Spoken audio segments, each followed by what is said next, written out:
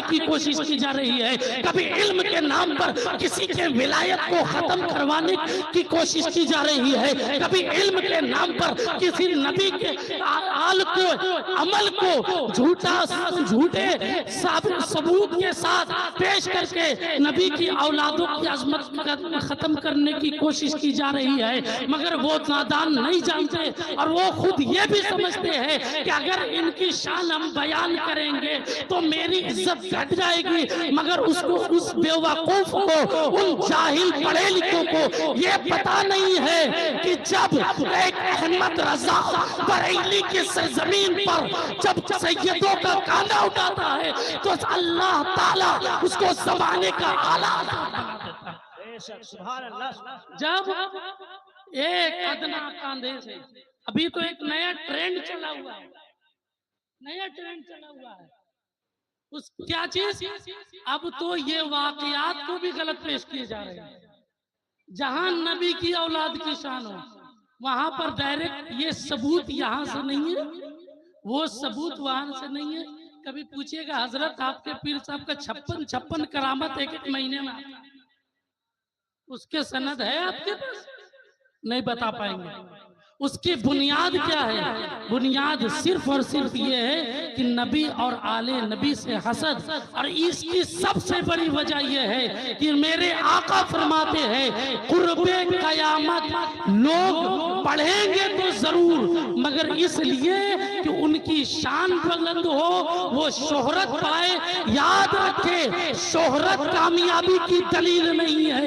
याद रखे नामवरी कभी अल्लाह की बारगाह में मकबूलियत की दलील नहीं। अगर नामवरी और सल्तनत का ताजदार बनने का शौक और बन करके आवाम को अपना गुलाम बनाने का शौक रखना, अगर वो अल्लाह की बारगाह में मकबूलियत की सनद होती तो फिरौन सबसे बड़ा अल्लाह वाला होता, नमरूद सबसे बड़ा अल्लाह वाला होता।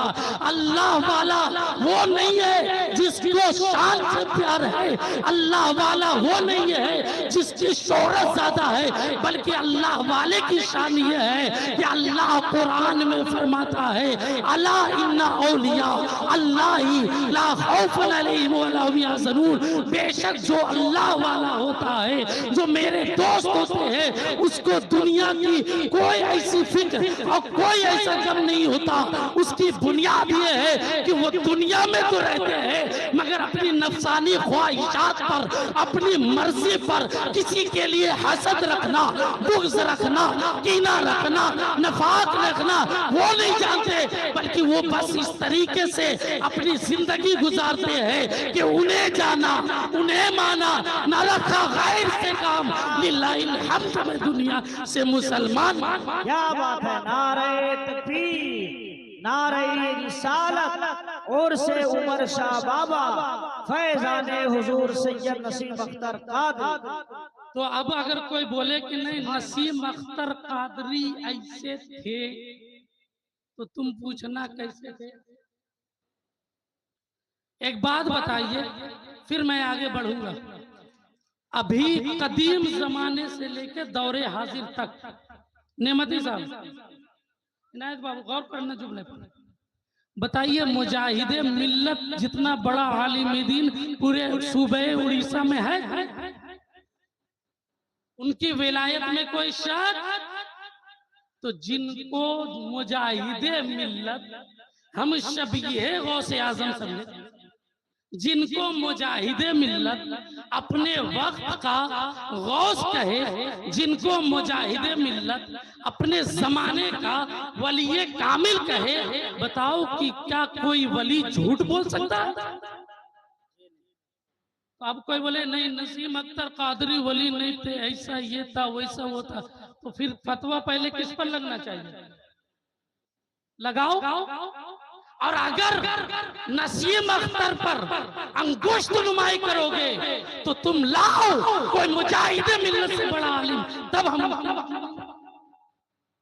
हम फितनों में नहीं पड़ते, हम फितना खत्म करने का काम करते। वो और लोग हैं जो उड़ीसा के नसीमियों का नाम लेकर के कहीं चम्मच गिरी करके खिजाब को हदीस से जायज करके,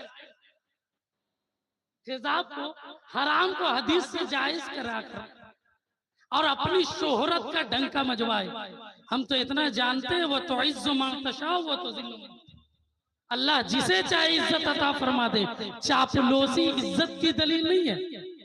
चापलूसी, चम्मच देखे हैं? चम्मच खाने के बाद चम्मच को क्या किया जाता है? फेंक दिया जाता है। चापलूस की मिसाल भी यही है। यहाँ पर 2 मिनट रुक करके एक बात कहूं, फिर तकरीर को आगे बढ़ाता हूं। कान खोल करके सुन लीजिए।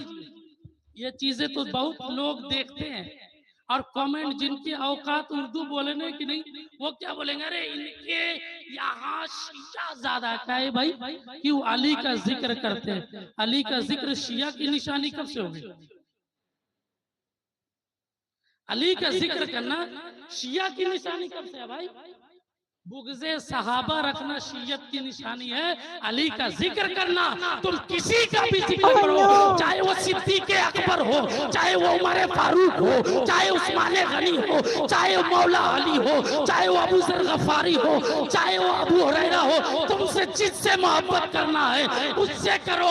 वजह यह है, मेरे रसूल ने फरमा दिया, अस्हाबी कन नुजूम फबिअय्यिहिम इक़्तदैतुम इक़्तदैतुम। मेरे सहाबा सितारों के मानिंद है, किसी की एक भी जो इक्तदा कर लो, दुनिया में भी कामयाब हो जाओगे और आखिरत में। सुभान अल्लाह। नया नया चीज, जिसको शियत का जो है ना, सही से शियत की तारीफ भी नहीं मालूम, ऐसे ऐसे घामड़ कमेंट, ऐसे ऐसे घामड़। दूसरी बात रह गई कि फतावाए ताजुश शरिया और फतावाए शारे बुखारी की बात। तो एक बात कान खोल करके सुन ले, फिर मैं अपनी तकरीर को आगे बढ़ाऊंगा। चूंकि अभी कुछ लोगों ने नसीमियों के नाम पर, नसीम सरकार के नाम पर अपनी शोहरत दलालीपन करके कमाने की कोशिश की, लेकिन खबरदार याद रहे कि नसीमियों में अभी भी कोई है जो तुम्हारी गिरफ्त कर सकता है। ऐसा नहीं है कि नसीमियों में कोई जोहला जमात है। अल्हम्दुलिल्लाह बड़े बड़े मुफ्तियाने इकराम इसमें मौजूद है, और यकीन ना आए तो चले आओ, पता चल जाएगा। यहाँ से लेकर मयूरभंज तक कहीं भी चले आओ। पहली चीज, सरकारे ताजुश शरिया अलैहि रहमतो रिजवान, निगाहे मुफ्ती आजम की है ये जलवार गरी, चमक रहा है जो अख्तर हजार आंखों में। हम उनको वली कामिल मानते हैं। पॉइंट नोट कीजिएगा। शारे बुखारी हमारे ये लोग अकाबिर उलमा है। अब रह गई बात कि नहीं, जब मानते हैं तो फतवे क्यों नहीं मानते? अब्बास भाई एक बात बताइए, मुफ्ती का काम क्या है? फतवा देना। अब कोई आ जाए, 2-4 इनायत बाबू 4 आदमी को लेके आ जाए, बोले बदरुल हसन भाई को हमने देखा बाजार में बिला उजरे शरई खड़े होकर के खाना पीना कर रहे थे, आप जवाब दीजिए। खड़ा कर दिया इन चारों को, क्या जवाब देंगे? यही ना कि अगर इनकी गवाही की बुनियाद पर जो सवाल आया, मुफ्ती का काम है जवाब देना, मुफ्ती का काम है जवाब देना। दूसरी बात याद रखे, सरकारें मिल्लत पर जो फतवे मंगाए गए, कोई आकर के किसी ने देख करके सरकार को फतवा नहीं दिया, बल्कि सुन करके हुक्म शरा सुनाया, सुन करके सवाल का जवाब दिया। अब अगर सवाल करने वाला कोई लुटेरा चला जाए, कोई बुग़्ज़ व कीना रखने वाला चला जाए, तो उसमें जिस पर इल्जाम लगाया जा रहा है, जिस पर फतवे दिए जा रहे हैं, उसकी क्या गलती है ना? अब हुक्म शरा क्या होगा? हुक्म शरा यही होगा कि अगरचे बदरुल हसन साहब ने बिला उज़रे शरई खड़े होकर के खाना पीना किया, तो वो फांसी को मौलिन हुए, उनकी इमामत नहीं, गवाही नहीं, कोई चीज भी कबूल नहीं की जाएगी। बस वही मसला है। सवाल का जवाब, मुफ्ती का काम है सवाल का जवाब देना। अब आकर के थोड़ी उन्होंने दिया। रही बात कि जो लोग अभी भी ये कहते हैं कि फतवा बाकी, तो भैया मंगवाने वाले को पहले पेश करो, उसके बाद हम बाकी मांगेंगे। बीच वाला पते नहीं, ऊपर वाला बोल रहा नहीं अनल हक, नीचे वाला बोल रहा अनल हक।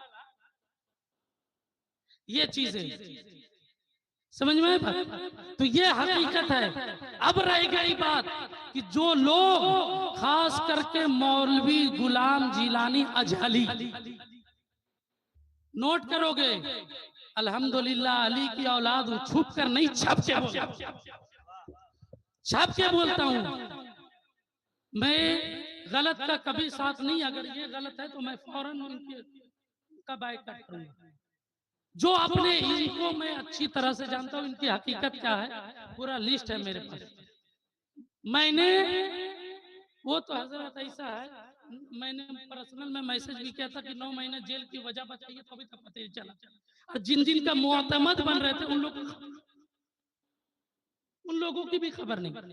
अब रह गई बात कि तुमने जो ये कहा है कि मुहद्दिसे कबीर का फतवा सरकारे मिल्लत पर है और नसीमियों पर है, जुमला नोट करो, इतना इधर उधर नहीं, ऐसे वैसे दलाली से काम मत करो। जो बोल रहा हूं, सवाल किया जवाब दो, सवाल किया हूं जवाब दो। तुमने किसको क्या कहा? कौन सैयद सराबा? हमको उससे कोई मतलब नहीं, कौन क्या है कोई मतलब नहीं। लेकिन तुमने जो नसीमियों को टारगेट करके, चूंकि तुम्हारी आदत में शुमार यह है कि पॉइंट करके कभी नात पर, कभी शायरों पर, कभी मुकर्रर, क्यों? वजह यह है कि सिर्फ और सिर्फ कैसे करके शोहरत हो जाए। मौला अली फरमाते हैं ना, क्या जी मालूम है, कोई अगर तुम्हारे मुंह पर तारीफ करे, उसके मुंह में धूला डाल दो, धूला डाल दो, चापलूसी से काम नहीं। मुहद्दिसे कबीर ने सरकारे मिल्लत पर फतवा कब दिया? आप फतवा पेश करें और गुलजारे मिल्लत साहब की हिमायत और दस्तखत पेश करे। हमको कुछ नहीं मालूम आगे, मैं कुछ नहीं, हमको फितना नहीं करना भैया। और अगर नहीं किए तो मैं आपको दावत देता हूं, आप अपने आप को मुफ्ती कहते हैं। अब मुफ्त के मुफ्ती है कि मुफ्ती है कि मुफ्ती है, वो अल्लाह बेहतर है। आपको दावत देता हूं, इस मसले में आप आइए, तशरीफ लाइए। हमारे तरफ से मुफ्ती गुलाम हैदर को पेश करूंगा, मैं खुद भी रहूंगा, आप अपनी तरफ से लेकर के आइए, और वरना जवाब दीजिए। आपके गिरबान जब कोई सुनी सुनाई बात पर हुजूर फरमाते हैं, झूठा के लिए इतना काफी है कि वो सुनी सुनाई बातों पर उछल जाए। अब मैं जो बातें बोल रहा हूँ वो झूठे नहीं बल्कि हकीकत है। आपसे जवाब मैंने तलब किया, आप जवाब दे देंगे। खास करके आप लोग ये क्लिप डाल दीजिएगा, देखता हूँ क्या बहुत से कुत्ते बिल्ली भौंकेंगे, एक से एक नए नए। याद रखिए, शख्सियत परस्ती हमारा दीन नहीं, शरीयत परस्ती के लिए पैदा। हम अल्लाह और रसूल को राजी करने के लिए पैदा किए हैं, किसी पीर साहब की इबादत के लिए पैदा नहीं। आज पीरों को इतना ऊंचा बना दिया गया, इतना ऊंचा बना दिया गया। आज एक शौक चला है सुल्तान बनने का, सुल्तान बनने का। कान खोल करके सुन लो, आप सुल्तान सैयद मखदूम अशरफ से मनानी का वाकया सुन रहे थे ना, उनसे पहले के सुल्तान की बात सुनिए। खानदाने बल्खिया के जद्दे अमजद, जिनको दुनिया सुल्तान सैयद इब्राहिम बिन आदम बल्खी कहती,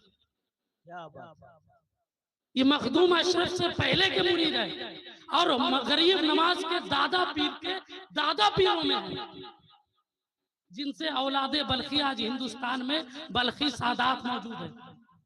वो एक दिन अपने महल में आराम फरमा रहे थे, छत में दौड़ने की आवाज आई। जब वो गए छत पर कि कौन देखे, तो देख रहे कि दो चरवाहे दौड़ रहे हैं, दो चरवाहे दौड़ रहे हैं। उन्होंने पूछा, तुझे खौफ नहीं है, ये बादशाह का महल है, क्या कर रहे हो? बोले, मैं ऊंट ढूंढ रहा हूं। बोले, बेवकूफ, तुमको अक्ल नहीं है कि कभी महल के छत पर ऊंट मिलता है? बोले, बादशाह यही तो समझाने के लिए आया हूं, जब महल के छत पर ऊंट नहीं मिल सकता है तो बादशाहत की गद्दी में खुदा ढूंढ, सुल्तान बन के खुदा ढूंढा। छोड़ इस सल्तनत को और जा रब की सल्तनत में। जब तू झुक जाएगा, अल्लाह तुझको अपने पूरे कायनात का